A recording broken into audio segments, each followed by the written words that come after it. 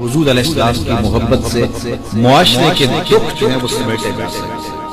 آقا کریم علیہ السلام نے محبت سے ہی معاشرے کو جو ہے وہ اپنے قریب کیا اور لوگ ایمان کی دولت سے مالا مال ہو گئے. وہ ایک بچہ آیا نا اپنی ماں کے لیے لباس دینے کے لیے، اور پہلے وہ گیا اپنے چچا کے پاس. اس کی ماں بیوہ تھی اور اس کا لباس پھٹ گیا تھا، اور وہ اپنے چچا کے پاس گیا تو اس نے دکھار دیا. ماں نے اس کو روکا تھا بیٹا نہ جانا، لیکن اس نے کہا کہ تیرے بدن کے اوپر جو لباس ہے وہ بھی پھٹ گیا اور جگہ جگہ سے جسم جھلک رہا ہے، میں اپنے چچا سے آپ کے لیے لباس لے کے آ رہا ہوں. پھر جو رویہ اس نے اختیار کیا تو واپس روتا ہوا آ رہا تھا. تو کسی نے راستے سے پوچھا کہ کیا ماجرا ہوا؟ اس نے کہا چچا کے پاس گیا تھا ماں کے لیے لباس لے. اس نے تو لا لیا. اللہ اکبر. تو اس نے کہا کہ جا سینے حرم میں محبت نام کا ایک شخص بیٹھا، اگر تو اپنا دکھڑا اس کے سامنے پیش کرے تو وہ امید ہے تمہیں رد نہیں کریں گے، لیکن سن لے ان کا دین کوئی اور ہے. اللہ اکبر. اپنے ماں کے پاس آیا تو ماں کو کہا کہ چچا نے لا کے بھیج دیے، لیکن آپ کی حالت مجھ سے دیکھی نہیں جا رہی. بچہ ابھی شعور کی منزلوں میں قدم رکھ رہا تھا، پہلے بہت چھوٹا، اب اس کے اندر ایک جذبات تھے بچے کے اندر. تو ماں نے کہا کہ بیٹا نہیں ان کے پاس نہیں جانا، سنا ہے کہ جو ان سے ملے دین دھرم چھین لے. اللہ. تو حضور علیہ السلام کے پاس جانے سے معذور تھے، لیکن بچے نے کہا کہ ابھی میں پکا رہوں گا بتوں کا وفادار. تم اس ٹینشن کو، اس پریشانی کو چھوڑ دو. اور حضور کی خدمت میں حاضر ہوا اور غصے میں حرم میں چادر اوڑے بیٹھے اور جا کے کہنے لگا میں پہلے بات آپ سے کر لیتا ہوں، آپ کا دین میں نے قبول نہیں کرنا. حضور مسکرا کے بولے بیٹا بتاؤ کس لیے آئے؟ کہا میری ماں بے لباس ہے، میں آپ سے لباس مانگتا.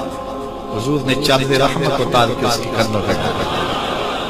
اللہ اکبر. وہ واپس آ گیا اور ماں پر حضور کی چادر اٹھائی. اللہ اکبر. اور ماں نے کہا کہ بیٹے اس نے اپنا دین تو نہیں تجھے دیا؟ کہا نہ میں نے پہلے کہہ دیا تھا تیرا دین نہیں ماننا.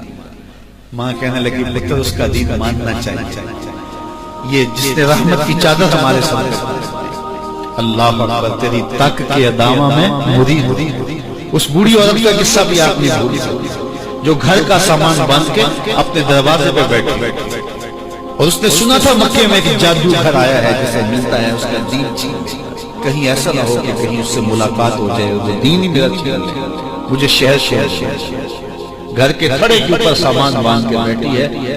حضور بھی گزرے، اس نے دیکھا تو کہا بھتیجے یہ سامان میرے سر پہ رکھ.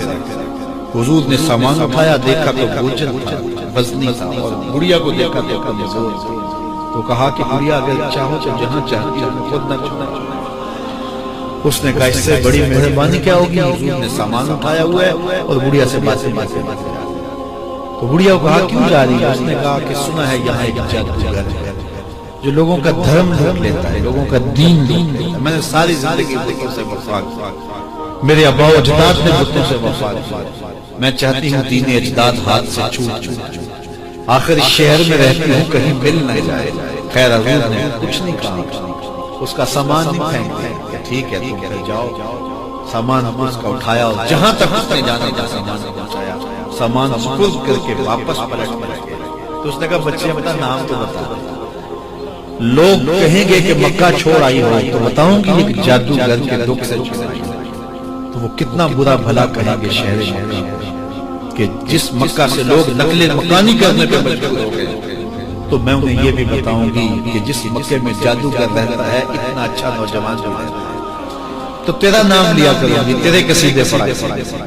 تو حضور علیہ السلام مسکرا پڑے، کہا بڑھیا جس جادوگر سے بھاگ کے آئی ہے وہ تیرے سامنے کرتا. اس نے کہا سچ سے آپ ہی محمد ہیں؟ حضور نے فرمایا نام میرا یہی ہے. تو اس نے کہا پھر آپ کا جادو میرے پہ چلے.